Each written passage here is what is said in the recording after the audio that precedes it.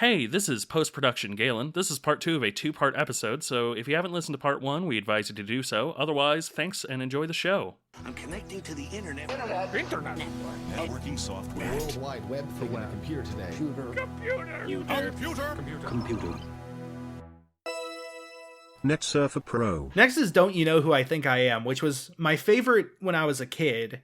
This is a really fun one. It has some clapping. Gotta love the clapping. Gotta love the clappins. This is another one where Patrick Stump changes up the way he sings the chorus, and I love it. The "We only want to sing you to sleep," it like in the first chorus it goes up, and the second one it goes down. Like, you've already heard this before. He's just repeating it. It's like, yeah. We only want to sing you to sleep. In your bedroom speakers. I think that another consistent theme, feel free to correct me if I'm wrong, a consistent theme is sort of the bedroom as an image of like being very as an image of like intimacy, which sure. I know that's also just a thing that, you know, in general, but like specifically the way they use it in a number of their songs is sort of like this idea of the bedroom being where, you know, you are sort of your truest self. Mm-hmm. I think. Yeah, it's the bedroom is the only place that like a teenager has to themselves that they can customize and individualize. Exactly. And that was a major component of so much media from the 80s to the 2010s. It kind of stopped around the 2010s, I feel like, but so much media geared towards teenagers viewed the bedroom as the sacred place. See also like fucking Labyrinth. Jim Henson's Labyrinth, yeah. Adam's Song by Blink-182. It's just such a huge thing. And so the bedroom is not just a, you know, sexual reference. Yeah. But it also is the just general intimacy of the place that is sort of your soul, the inside of your heart. Also, I gotta say, I did listen to music to help me fall asleep when I was younger, and you bet I had this song on a mix CD. Nice. So the bedroom speakers was really that. I guess it's also that for a lot of teens, the bedroom is where they would listen to CDs they buy. Yeah. Because, you know, they want to listen to them by themselves. So yeah, that line's great. It's another one of the band kind of referring to themselves as a band, being very self-aware in terms of their relationship with the audience. Yeah. I like that line. I like that line, and I specifically shouted out because I think, once again, I think that the album plays around with both a band as sort of like, you know, a comfort object and a band as, you know, an object of corruption. Yeah. Of like, you know, it is both comfort of, you know, we want to be there for you, but also sort of like it has this air to me of like we want to put our hooks in you so you can't get away. Mm-hmm. Not like intentionally aligning with that. I don't think that they are doing that unintentionally. Yeah. I gotta love the line, you know, we walk the plank on a sinking ship. Yeah. In response to, they say quitters never win. Like, it's this sort of, this admission, like, yeah, this isn't gonna last, so we're going to get out while we're ahead. Yeah. It's not quitting, it's quitting while you're ahead. Also, so I will say, I think one of the weaker parts of this song is the first verse has the bit about money, but then the last line is the I'm just a painter and I'm drawing a blank, which is like fine enough as a one-liner, but it's so disconnected from the rest of the first verse. Yeah. Not to mention it's the one where Patrick Stump holds the first note for an entire bar, 4 measures. It's where like the one-liners kind of feel weird. Sometimes Hum Hallelujah gives me that same feeling of like, it feels like the one-liners are a bit too disconnected from each other. And I think that's sometimes a strength and sometimes a weakness. Yeah. Next is Afterlife of a Party, which is one I didn't really get as a kid, but now I love it. It has the like news bulletin intro. Yeah. Which is great. So this is a good example of how they use repetition. So, Afterlife of a Party, Don't You Know Who I Think I Am, and Take Over the Break's Over intentionally broke the repetition by changing the way he sings, but Afterlife of a Party does repeat it pretty much like note for note, and the chorus itself is 2 lines that are repeated multiple times. The cutting it loose, watch you work the room. And I think that's like so cool. This is sort of something they did in Dance Dance was they use the repetition of the phrase dance dance to sort of be a very kinetic lyric about dancing. Yeah. That by repeating dance so much, it's like you are just dancing constantly. And similarly in this one, I feel like the cutting it loose, watch you work the room is like doing a planned routine. Even though you're dancing, it's ultimately a routine done for other people that you have practiced. Yeah. And the instrumentals do a cool thing where like the cutting it loose has its own sort of build up instrumental, and then it breaks down in the watch you work the room, but it's still a repeated beat. Like every beat has sort of the same sound. It's not like it's written where the measure is a contained not phrase. I don't want to mess up my music theory terms, but usually the measure at the very least will be written as a one sort of section, I guess, to be repeated. Yeah. But it feels like every beat is repeated in this chorus. Essentially, it just uses a lot of repetition. I like the bridge, has a really cool key change. I love the lyrics of this one.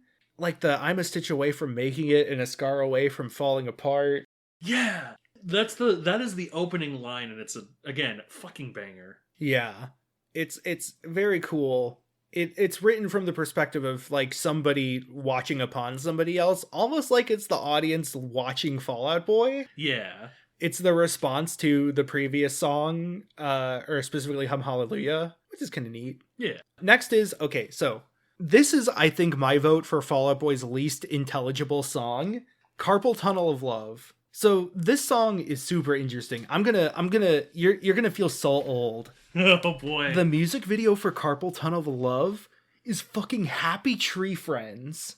Oh right. Like, I don't just mean like it's literally an entire Happy Tree Friends cartoon where the band appears briefly as like cameos of their Happy Tree Friends sonas, but it's just the characters from Happy Tree Friends doing the thing they normally do, which is dying in very graphic ways, set to the music of Carpal Tunnel of Love. That's a indicator of how internet focused Fall Out Boy's brand was. Happy Tree Friends is like a white whale to me, it's like a white whale to me, where I watched one episode when I was very young, got very scared because obviously I was like 10 or whatever, and I was like, this is scary. And nowadays I'm like, I'm sure if I went back, it wouldn't be scary, and honestly it might be funny. But like, I'm so like, do I really want to subject myself to Happy Tree Friends? See, my brother was scared of it when he was little, but I never really felt that sort of trauma or shock from it. Yeah. Even when I was a kid. Maybe it's because I was already kind of desensitized to like YouTube poops and shit, but like, True. I don't know. Even like the violence or like the gore and stuff never really got to me.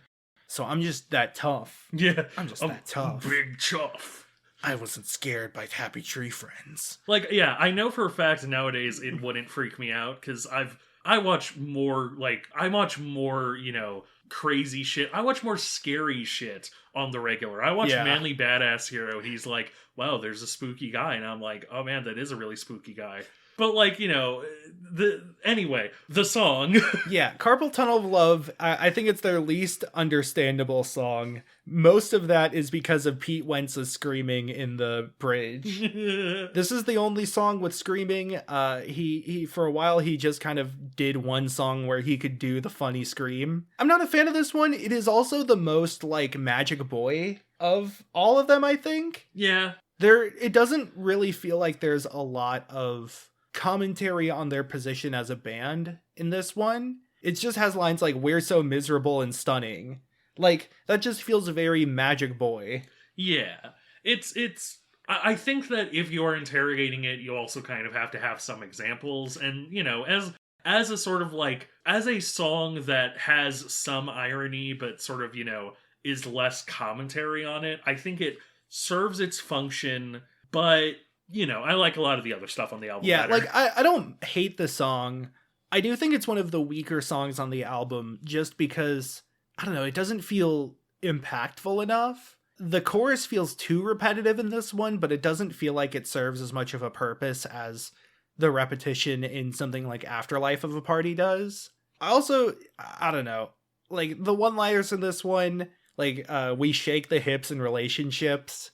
So I don't know. It doesn't hit right for me. Yeah, yeah. It's fine. I like the bit of like the sun is only blinding to keep out what the clouds are hiding. I love the little conspiratorial bit there. There's some fun wordplay relating to like natural causes and natural things, just nature, I guess. Yeah. The elements in this song, which is kind of fun, but not the biggest fan of it. I liked it when I was a kid because it made my mom mad. Next is Bang the Doldrums, which is one of my favorites on the album. Also has a banger misheard lyrics, and this is the one that Spotify got wrong. Oh, interesting. Okay. Okay, so for reference, I just to start off, I really like the way the instrumentals are done. There is this like sort of melodic guitar in the verses that feels very actiony. Like it's quick, it has quick strums, it has it travels between notes really quickly. Whereas like previous songs have had like whole notes, this has like eighth notes and 16 notes. So it feels very, very mobile. And then it goes to like, I don't know, a more interesting... This has just, I think, some of the most complex rhythm guitaring on the album. Yeah. The chorus, though, it has some cool chord progression. I love the way he sings like the better off as lovers into the racing through the city. Patrick Stump has this mastery of pitch in this song that makes it really fun to sing along to, especially. But so after the chorus, there's the post-chorus. Now, here's the thing. Spotify says you're wrong. Are we all wrong? But it's like drawn out. It's like yo ho ho wrong. Are we all wrong? Yeah. That is wrong. Interesting. On Twitter, Pete Wentz later confirmed that it is just yo ho ho whoa, are we yo ho ho whoa, like a pirate. And this apparently was a major like fandom disagreement. Nobody could tell what it actually was, and those were the two main camps of like it's this or this. So Genius has it as yo ho ho, citing Pete Wentz's later Twitter post. Spotify has it as are we all wrong? Yeah. So this is Patrick Stump's like singing has actually led to significant fandom disagreements. This is the does Ralph dream he's a Viking of the Fall Out Boy fandom. Oh God. So that's fun. Yeah. I love the bridge to this song though. So it goes to sort of a more, it's not quite screaming. It's still Pete Wentz doing the sort of gravelly emo voice. And then it goes to one of just the best bridges in Fall Out Boy's discography, starting with the Cast the Spell Over the West. It has my favorite type of cymbals. It has just really interesting melody going on that travels through a bunch of emotions almost. Nice. Ultimately ending with sort of acceptance. It's like hopeful, loving, and then it kind of comes around because the song itself is sort of like a relationship that used to be intimate and loving, has since ended as friends, and the singer wishes it could return to being a loving relationship, but the song is ultimately them getting over it. Yeah. Which, hey, in the mid-2000s, fucking banger, Yeah. like, based and cool pilled. Yeah, and so the bridge leading into the final chorus definitely has a sort of arc of, like I said, wanting to rekindle that flame despite it not working and then just coming to terms with it. Yeah. And I think that is expressed very well through just Patrick Stump's singing. His voice, the way he modulates it, the pitch, banger. Yeah. It's a song I definitely liked as a kid, but as I came back to it as an adult, it hit me so hard. I was like, holy shit. And I think like the way the song plays out, it's not a complicated song structure. It is ultimately verse, chorus, bridge, chorus. But like the difference in tone and mood throughout the song and the way instruments are used is so interesting for what was a literal like top 40 radio band, Yeah. I feel like you just don't see that much nowadays. Yeah. Yeah. Like Imagine Dragons ain't gonna do this. Chainsmokers. Yeah, Wait, no, they're not really a band. They're a group. Blue Man Group wouldn't do this. Wait, hang on. So, next up is Fame is Less Than Infamy with a little less than sign. So this is about masturbation, right? Sort of, yeah. I love this one. I think if I did a cover album, this would be a song I would want to cover. Yeah. Yeah, it does have the line, "When I'm home alone, I just can't stop myself." Yeah. I do love the kid was alright, but he went to his head. Yeah. Which is, yeah. reference to the kids are alright, but then also, yeah.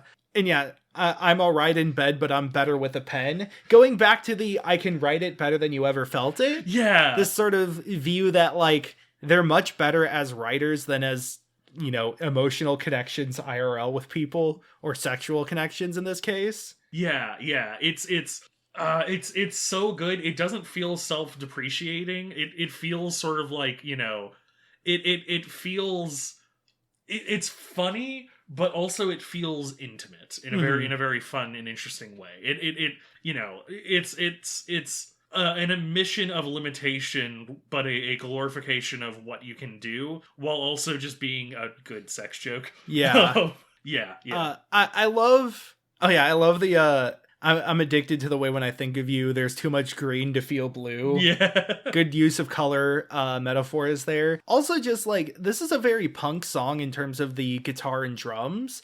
Especially the bridge has it's not even a bridge, it's the final chorus has a reprise of the chorus that takes out the guitar and just has the drums doing the, like, bumpa chana, punk drum line. Yeah. And that's really fun. The bridge has this bit where it feels like it's getting lighter and happier, and then it just suddenly smash cuts back to the chorus in that case. Yeah. It's like he almost escaped the routine, but he fell back. It also just has some really fun guitar in the chorus that's very syncopated. He fell back, boy. This would make a good ska song. Yeah. You say that about every song. No, I didn't. This is the first time. Next is You're Crashing, but You're No Wave. This is about Fred Hampton Jr. Hey! Who's Fred Hampton Jr.? Fred Hampton Jr. is the son of Fred Hampton, who was a Black Panthers leader in Chicago who was assassinated. Fred Hampton Jr. was imprisoned and acquitted of murder and arson during the riots that took place after the beating and acquittal of the police officers related to Rodney King. Yes.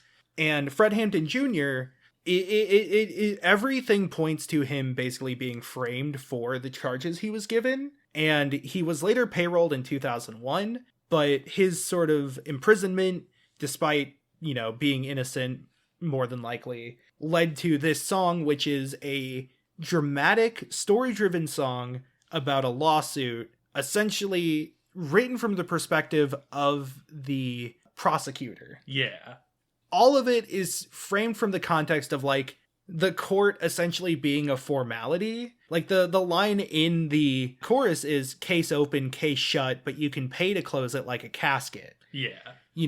Showing that, like, yes, the verdict could ultimately end to death, but, like, it's controlled by forces outside of the law itself, by money, by the press. The role the press plays is a huge part in the lyrics of the song.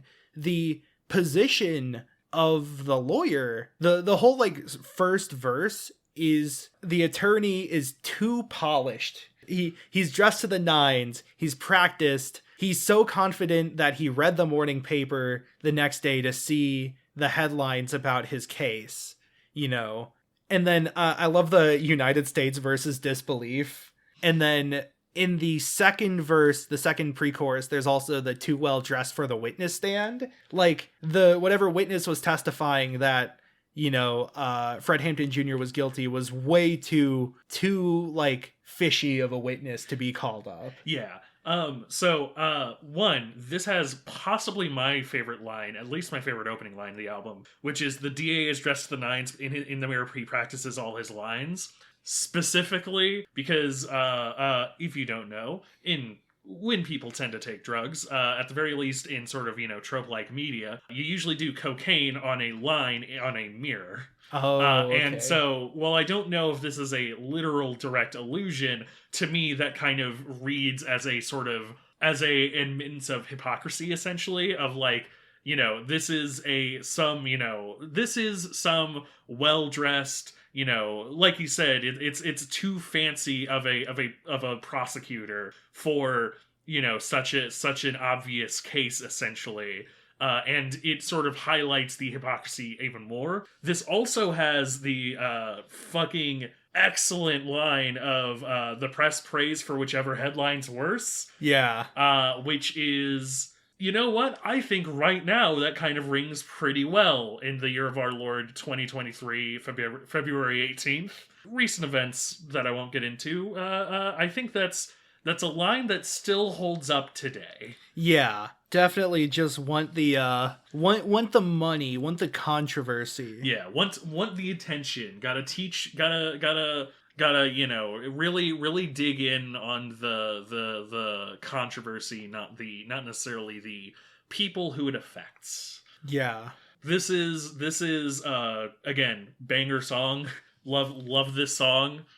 Very political, and I'm always down for really objectively political songs. Especially ones that are written like poems. Yeah. I love, again, that this is sort of...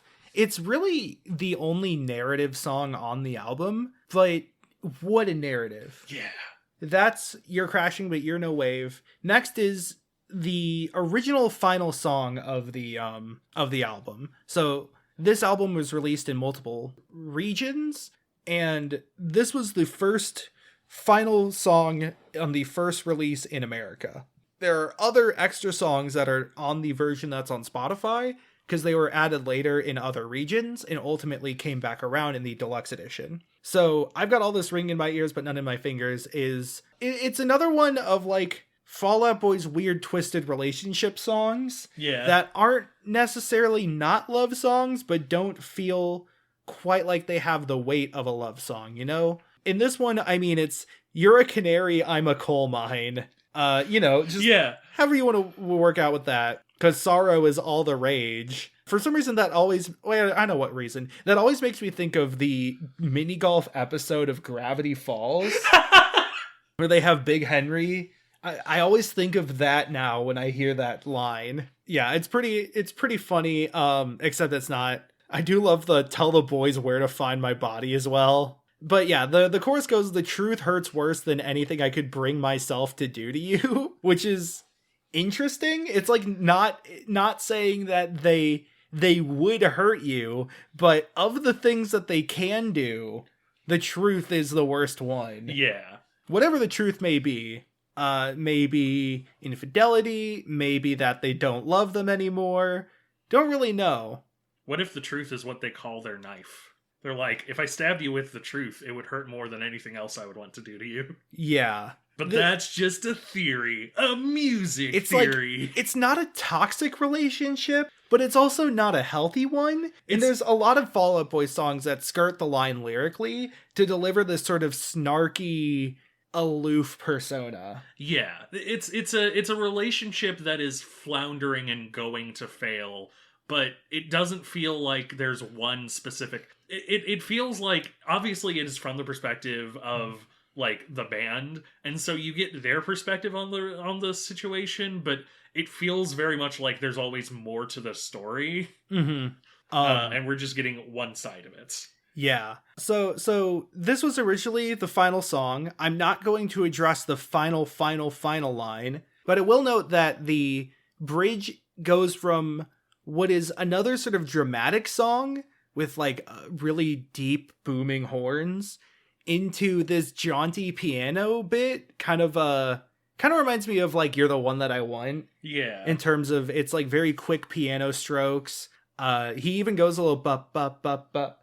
You know, it's another one that's very musical in that regard, very theatrical or dramatic. Yeah. Broadway-esque perhaps. And then it ends with like a cheering, like, yay, we finished it. Yeah. Or, good job, team, we did it. I want to go to the bonus songs, though. Yes. So I will admit, I only listened to the first bonus song, but it's a very good bonus song, I honestly believe. Yeah, so I only had the original printing of this, original pressing, I guess, of this CD. So I never heard either of these two songs when I was little. I actually only listened to this one at the start of this year or the end of last year. Damn. And I was blown away by it. It's so good. Yeah. So this is Gay is not a synonym for shitty, or as it is appears on the album, Gymnasts, which already great title. in an era where gay was used as sort of an insult. Yeah, yeah. They're like, nah, come on. No, bro. This is on my playlist of songs that sound like anime openings. Yeah. Something about the composition and the chord progression feels very, very anime-ish. I think like the way it starts in a kind of breakout where like the guitar rests a bit and lets itself sort of resonate, and then it picks back up in the next line of the first verse, and then it gets more complex into the pre-chorus when he says like, it's not the same anymore. It changes keys to something more melancholic. The first verse is very kind of upbeat, typical major key, and then it switches to the sort of melancholy in the pre-chorus, and then the chorus continues the melancholy, but sort of drops back down to the major key towards the end. Yeah. This is another one that's sort of post-breakup, coming around to acceptance, or at the very least, it is it's near the breakup. Yeah. It's similar to Thanks for the Memories in some regards, where it's like there has been a falling out and they are only getting around to realizing that. Or I guess it's like Bang the Doldrums, that they are coming to acceptance phase. Yeah. I love the chorus, the sleep with your old shirts and walk through this house in your shoes. You know, the walking in your shoes is you know, a common metaphor. Yeah. But I like to think this is either the trans or gender fluid anthem. Yeah. Where upon a girl leaving the singer, they're like, you know what? I want to wear your old shirts and walk through the house in your shoes. Yeah. Yeah. I don't know. That's my thought. I'm down for it. I always think the line is sleep in your old shirts, which would make it even more. I still sleep in the 5XL t-shirt you got from a business meeting at your old work. I got that from Six Flags. Get out of here, Ride Operator Bane. You remembered it correctly. I've done my job this time. This is also a line, like a song that it has a lot of personal deep cuts. It's not so much like, it is poetic, but it is poetic from a specific like point of view. Like, some nights get so bad that I almost pick up the phone, or it's that line in particular is changed. The first time it's you almost pick up the phone, like the singer is calling this ex, and is kind of relieved that the ex isn't picking up, but then it's I almost pick up the phone, like it's showing the progression of like, you know, I'm not even reaching out anymore. You know, but also like threw caution to the wind, but I've got a lousy arm. That's a great one-liner. So good. It's so good. Yeah. I do love, so the chorus ends with it's a strange way of saying that I know I'm supposed to love you, I'm supposed to love you. The repetition to me feels like saying that out loud has caused the singer an epiphany that they are now understanding the significance of. Yeah. That at some point it became that they felt like they had to love this person, and when the person didn't love them back, it felt like a betrayal of some sort. But this is the singer only now realizing that they only felt that way because they were trying to follow some sort of norm or tradition, and it wasn't really what they wanted, it's just what they felt they were supposed to do. Yeah. I would like to throw in here my reading as well, which is that I believe you can read this as a gay anthem as well, because my personal interpretation the first couple times I listened to it was, one, the line of I wear your shirt and walk through the hall in your shoes. What if, you know, if I, a cis man, am dating somebody and their shirt and shoes fits me, generally speaking, they are also a man in some way. I do like the gender fluid reading a lot. Yeah. That's very good. But also, the idea of I'm supposed to love you, to me that initially read as like, essentially like, I know that I love you even though society says I can't, but damn it, I'm supposed to. See, when you first said gay reading, I thought it was going to be, this is a gay man who is told they're supposed to like women, but they don't. Ooh, I like that angle too. Yeah, I I think that the initial rating doesn't stand up to as much scrutiny, but I do like that idea too. That like this is somebody in the closet who's sort of like trying to force themselves to love a woman, and they just sort of like realize I can't. So that's not who I am. So that was the second of the final songs on the album. Yeah. Now for the third final song and final song. It's hard to say I do when I don't. I don't really like this one. I'm glad I didn't listen to it. It's essentially, the framing is it's a stick up. It's like putting someone at gunpoint, and like the line is put your hands in the air and don't make a sound. And it's like, it's sort of like they have the audience hostage, that the audience is forced to dance along or feel emotions that the band is forcing upon them. Yeah. It's put your hands in the air like you don't care, except it presents that the first time, and it does this sort of joke of like, you thought it was going to be put your hands in the air and wave them around. It's actually a stick up. Yeah. And then he says, but don't get the wrong idea. We're going to shoot you. We're going to shoot you. And there's nothing in your head or pocket, throat, or wallet that could change just how this goes. Like, it feels like it would have been fine with just the first part, but then he does the "we're gonna shoot you." And the fact that it doesn't rhyme means that it stands out more, which brings more attention to the just "we're gonna shoot you." And I'm like, it feels like this was made for like a Call of Duty game. Like, it feels like a licensed song. It doesn't feel like it has the same emotional through line as the rest of the songs on the album. It feels like that feels like a line that's going too far with the metaphor. Yeah. A lot of the other metaphors, like, they have those obvious allusions, but like they sort of leave you to fill in the gaps. That one feels more like sort of, it gets the aha of like put your hands in the air and then leave them there. But, I guess it's trying to make a point about like, we're going to disappoint you no matter what. Mm-hmm. But I don't know. I think that's messier than a lot of the other songs on the album. And then eventually it also says, the second time the chorus comes around, he says, everyone shakes to the beat with a barrel down their throat. Like, come on, dude. I actually kind of like that though. I don't think it's I without having listened to it, I don't think that's that wouldn't break my top 5 of like songs about how popular music sucks. Slave to the Radio is definitely the prime example there. Sylvanesso, wonderful band. Check that one song out. That's the only thing I've heard of them. Repeat stuff. Anyway. Yeah. This song is also interesting because it sounds like a leftover song from Take This to Your Grave. Like, the rhythm and the pitch of it and sort of the way the lyrics play out, the way the melody, the like vocal melody goes, it feels like their early stuff. Yeah. And it feels really out of place from the rest of the album. Now, before I go into the final line of the album, I really want to just point out the album structure is really good. I think this is sort of what makes a pop album from like a good album as a whole, is the order of the songs could really make or break an album. Yeah. I already mentioned how Golden acts as sort of a midway point that is low and sad, like the second act of a 3-act symphony, or is the down point of the story and the hero's journey, and how Hum Hallelujah is the descent and Thanks for the Memories is the ascent. Even, the lyrics mentioning sort of rising. And that part's really cool. The first half has a lot of these positive songs, like I'm Like a Lawyer and Hum Hallelujah, and then the second half brings in the drama with like Bang the Dole Drums.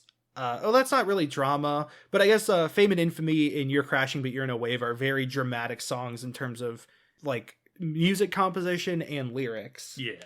I love Gay is Not a Synonym for Shitty, but I feel like it doesn't fit anywhere on the album. Yeah. Because like, here's sort of the thing, it feels too final to be early in the album, but it feels too upbeat to be in the later half.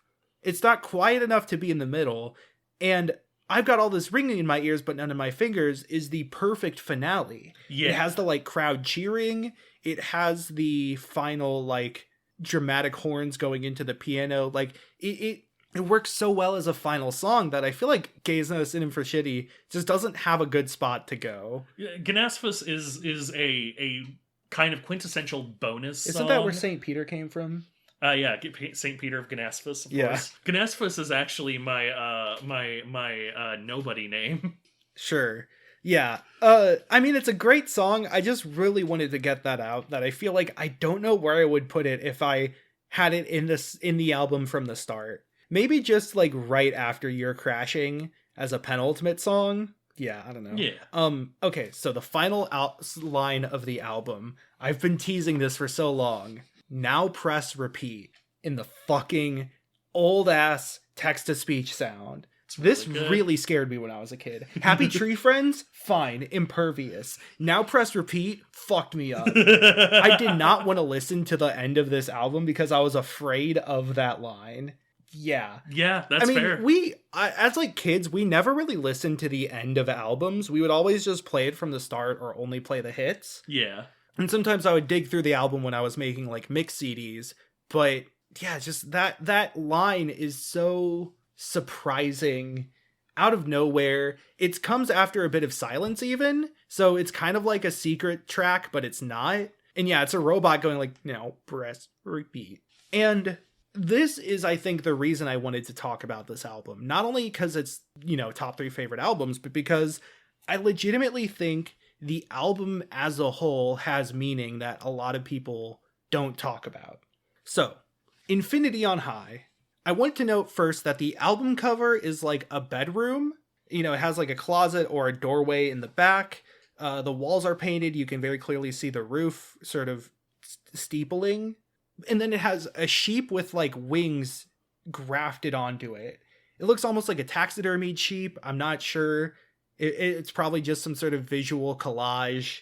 But it has like a moon painted on the wall or hanging from the ceiling. And yeah, the sheep has wings, like white big wings. Yeah. Obvious religious theming in that image. Yeah. Obvious, yeah, like metaphor. It's the Lamb of God. It's an angel. It's also crafted in this like theater set. It is religion and religious themes, but it is still artifice put onto a CD cover. It's also interesting, of course, that a lot of times Satan is typically depicted as like a ram. Mm-hmm. Or usually more of goats, but like still along that same lines. So I always took the album name Infinity on High in the Lord I lift your name on high sense. Yeah. That on high is referring to heaven. And Infinity on High is like an afterlife in heaven. There's a lot of references to the afterlife between Golden referencing God. There's the afterlife of a party, the literal song. There's the Road to Hell in Hum Hallelujah. Oh, and there's the +1 at the afterlife in Thriller. I want to say there's a reference in Thanks for the Memories as well. Thanks for the Memories is a song that sounds very hellish, rather. Kind of, yeah. In Golden sort of is the perspective of a villain who's damned to hell. Yeah. It's so interesting. The amount of religious symbolism, which again is mostly relegated to this album, it doesn't really come up later in their other albums. And it feels maybe that is the perspective of them under the new fame. It's like, have they died and gone to heaven and this is heaven? Is this hell actually? Is their punishment to be criticized and scrutinized by tabloids now that they're famous? Yeah. It's sort of like the death of their private persona as they have now had their public persona become so huge. Yeah. So also, though, I realized something really dumb. That when you talk about a number on high, that's microwave instructions. This is the little bit that I saw in your notes, and I was like, okay, we'll see where this goes. Yeah. So it's microwave instructions, and Infinity on High is like, you're constantly being cooked. Again, it's the flashbulb cameras, the flash photography is a spotlight put on them now that they are famous, and it feels like they're constantly being burned and cooked. Yeah. There's that much pressure. And, even if it's tasty food, it's never going to be eaten because it's constantly being microwaved. Yeah. It's just going to end burnt. Like in hell. Like in hell. Okay, but here's the fucked up part, okay?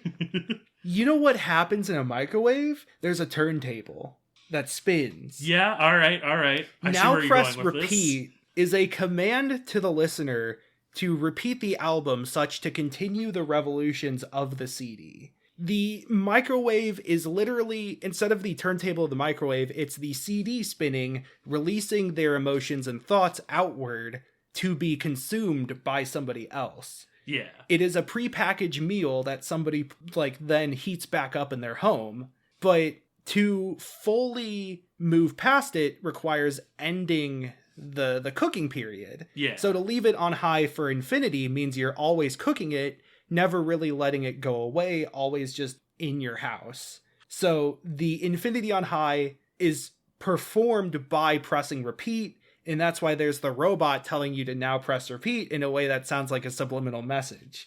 This was around the time Lost was on, and Lost had a bit where the Dharma Initiative had subliminal messages and the weird robot voice. Nice. Yeah. Because a consistent theme of the album is sort of like, the pop star boy band, essentially, like the alt rock boy band, suddenly becoming great and suddenly being forced to put something out, put out more emotion, put out more and more and more. It really tracks with that style, with this specific angle of viewing the album as a whole, as sort of like literally sort of, in listening to this album and in replaying this album, cough cough radios, you are kind of burning them, you are damning them, you are acting somewhat complicitly. Yeah. From an artistic standpoint, of course, not in literally. There's also something to be said of like when you release something, especially something as personal as a song written about yourself or from your perspective, you kind of go through a death of the author. Yeah. And that the afterlife in this case is the release of the product. Yeah. Where the author no longer can change the words. The words themselves are dead and that they cannot move or grow. That by repeating the album over and over again, you're kind of playing these dead words without any regard for their current relativeness or their current relatability, how true they are nowadays. Yeah. And also, so the Fix Me in 45 in Thriller relates to this as well. I mentioned that a 45 is like a 45-inch LP. You mentioned that the original album was around 45 minutes. Yeah. But if you repeat it constantly, it's never going to reach that fixed status.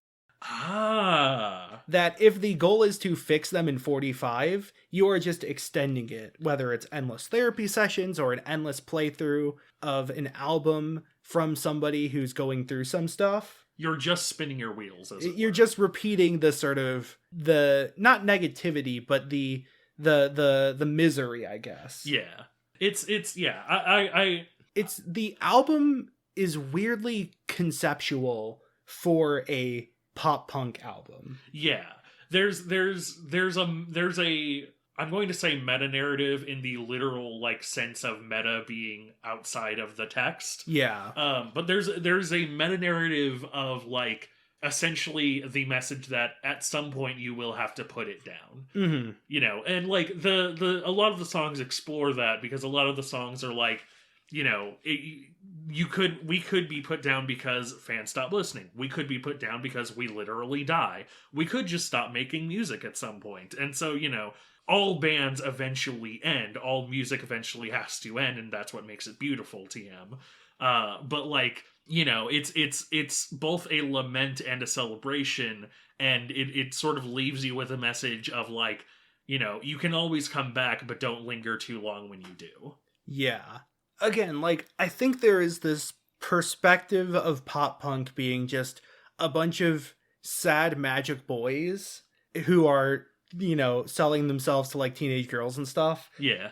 And, like, well, that's kind of true. I think, like, this album, like I said, is a very conceptual album, at least under this lens. Yeah. I only really started viewing it this way because I was so bothered by Now Press Repeat. I was so, like, scared of it, and it consumed me so much that I was like, okay, there has to be a reason. Yeah. And I think, like, that kind of just went over people.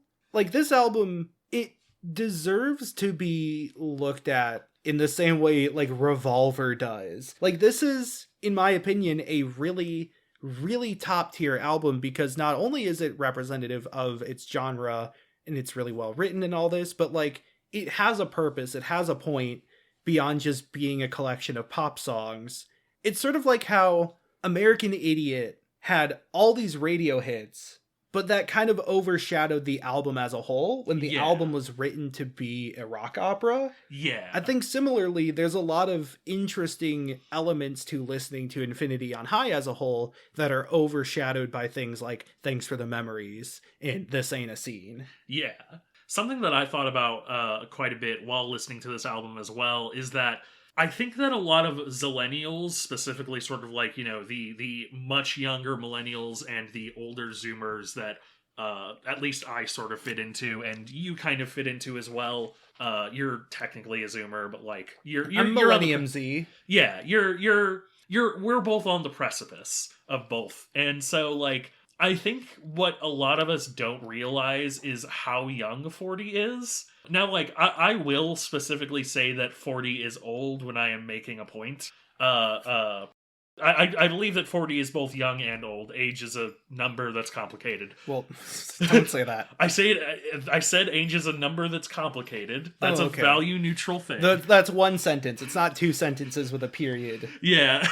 But when I talk about things like, people making articles about millennials being entitled, I will bring up millennials are 40, Millennials are not entitled because they're 40 and want a stable job. But at the same time, if you were born in like 1989 or 1980, just if you were born in 1980, you were way before Nirvana. Yeah, way before Nirvana. There was U2 and Blondie. If you were born on 1980, that means you were 21 when 9/11 happened. Mm-hmm.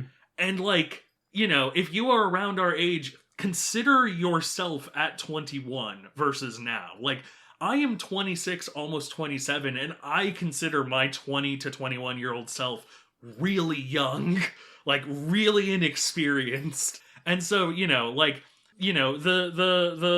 band was about that age when this came out.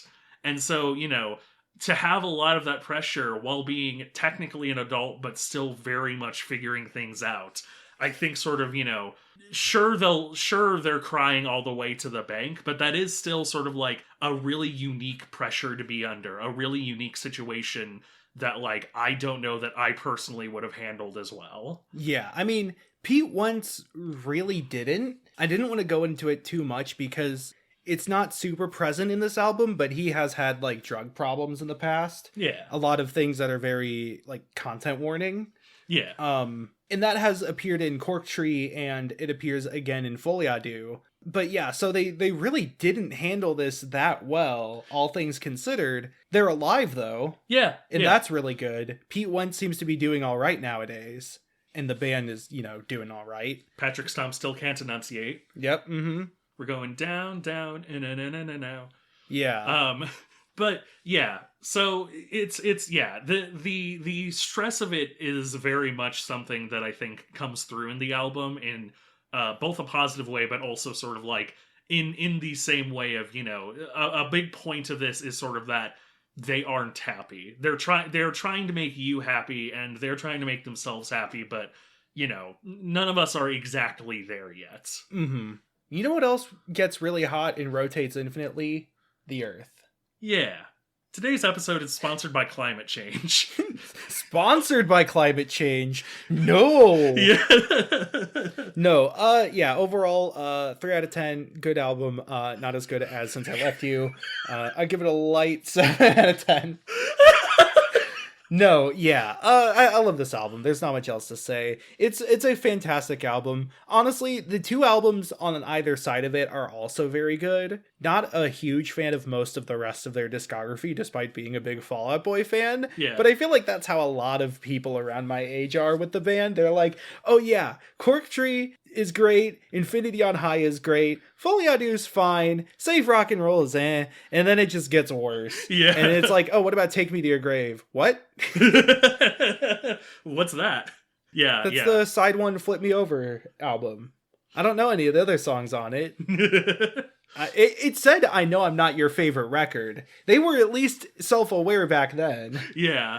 Yeah, Fully Do is probably one we could also talk about at some point in the future. For longtime fans, that was in the Matthew Marissa's iPhone library. Yeah, so a number of albums, a small number, but a number of albums I have specifically because Marissa had them on their laptop. On my iTunes on library. your iTunes library, and because I owned them on iTunes. Yeah, and I had to borrow your laptop at one point for school, and at that point, iTunes had the ability to just rip the MP3s off of them. Yeah. I don't know if they still have that ability. Well, you just sync your iTunes library with mine because you didn't have an iTunes. That's the thing, though. I didn't. I got the MP3 You got files. the MP3? How do you get MP3s? I thought they only did MP4s. I don't know. I thought they only did the proprietary Apple "you can't steal this" file format. Yeah, that's the thing, is that I have the MP3s and I still have them on my computer, or at least my Google Drive. Yeah. I literally the version of Cake's Comfort Eagle that I have on my phone right now is the version from your computer. That's great. Years ago. Yeah. So among these albums were Comfort Eagle, Folie à Deux, Streetlight Manifesto, The Hands That Thieve, which is my favorite album of all time. Wait, no, it's not Hands That Thieve. No, it's it is. Oh, it is? Oh, I had both Hands That Thieve and Everything Goes Numb. Or Everything, yeah. Everything Goes Numb is the one that I had. Okay, well, I had both of them on iTunes. The Else and Join Us by They Might Be Giants, which are probably my two favorite to listen to. Oh, also Nanobots by They Might Be Giants. I really liked They Might Be Giants when I was in high school. Yeah. Jonathan Colton's best of greatest hits. Let's see. I also probably had Unhappy Refrain and what is it called? I gotta look this up. It's Team Nekokon's original music album that has nothing to do with Mega Man, and it's not the one with Slip Heat on it. If you know, you know. The Suburbs by Arcade Fire, Endless Fantasy by Anamanaguchi, AM by Arctic Monkeys. This was a time capsule in terms of my tastes in high school. Worlds by Porter Robinson, 4 fucking Savant albums. Mainichi Every Day, that's what I thought it was. I'm still very pissed, by the way, at Unhappy Refrain being off iTunes. That's for another day. Yeah, that's just sort of, we could talk about most of those and it would be interesting. Yeah. A lot of those are the ones that we have real at least, we both have some tangible history with to some extent. Yeah. Anyway, so as a last bit, what do you think is the least intelligible song on the album? Ooh, I'm going to go with It's Hard to Say I Do When I Don't, because I didn't listen to it. No, in all honesty, though. Okay. Because I already said mine. I honestly think... Yeah, it's Afterlife of the Party. The, second verse, I had to re-listen to a couple of times. Oh yeah, singing songs that could only catch the ear of the desperate. Yeah, which, sure, fittingly enough. Nose Runs Ruby Red, Death's in a Double Bed. Did he predict Ruby? No, I would give it to either Carpal Tunnel of Love or Thriller. Bonnie is my dog, by the way. She's great. Carpal Tunnel of Love has the low pass filter on the vocals that also complicates things, whereas Thriller is just, he kind of just slurs his speech. Fair. I think Thriller would be higher up if it wasn't the first one, and so I kind of when I couldn't really figure it out, I immediately started looking at the lyrics. Yeah, Thriller, the chorus especially, the cry on the couch, all the poets come to life. Nobody knew that one. Yeah. Cry all the cats, all the parrots come to life. All the pirates come to life. Fix Me in 45, I originally thought was Teach Me in 45, I think. Oh, I knew Fix Me in 45 from when I was wee little. I was a wee lad.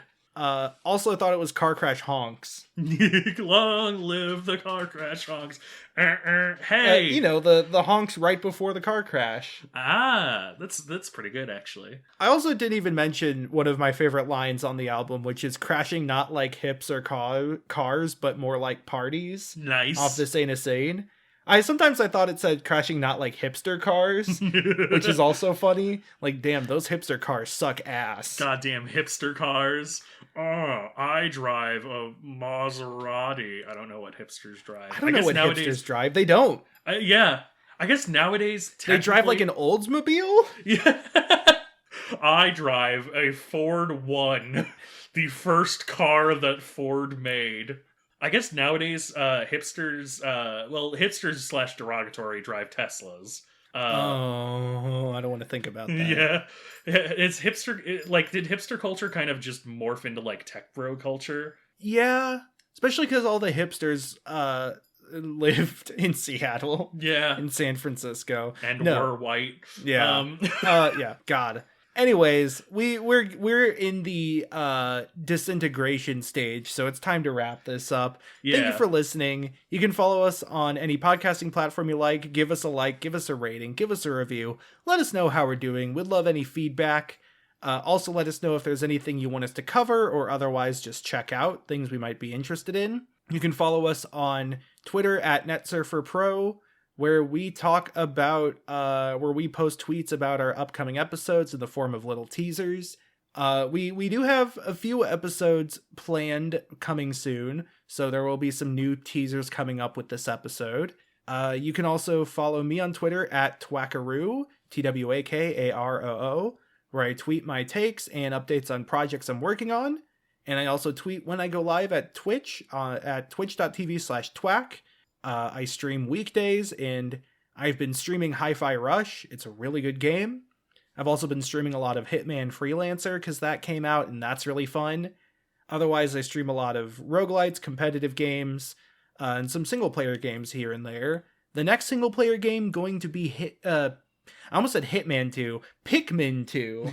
Very similar titles. Good evening, 47. Your target this week is a Duracell battery. Your target is the burrowing snagret, a bird capable of burrowing down into the earth. There's actually 3 or 4 of them that you'll have to kill. It's not the same one, though it looks like it's the same one. Trust me, it's more annoying than that. He chokes out a bulborb and then puts it on his head as his disguise. Hey, where can they find me, though? I don't know. Oh, right, yeah, sorry, I have to do my own call-outs. You can find me on Twitter and on TikTok, mostly TikTok, at Galen Wilson. That's at GALENWLS0N. I post my hot takes and videos on things. I'm trying to do more little things about, like, video games I like, or, you know, just random thoughts about internet. I'm trying to get NetSurfer Pro to be sort of a hashtag that we can use more regularly. You can find me on YouTube at The Only Galen on YouTube, where I'll probably have a video one of these days, but more importantly, you can find me on Twitch at twitch.tv/machinegunvampire, where I think I might be playing Civ a bit more, honestly. I know that Matthew wanted me to sort of stream to show how I play. Because it takes forever. Yeah. And I started doing that, and I was like, this is actually a really fun thing to do. I like sort of sitting there and explaining my thought process. But yeah. So it's like your version of Civ. You have to right-click command your workers. Yeah. Not like the soldiers, but like the individual civilians. I micromanage the shit out of Civ. I love it. It's really fun. Yeah. But yeah. Oh, you can also find me on Tumblr at Galen Wilson. I do Tumblr things there sometimes. Yeah. But aside from that. Also, I didn't even mention the fun fact, which is that Fall Out Boy is named after the Simpsons character Fall Out Boy. Oh, yeah. No band named after the Simpsons is bad.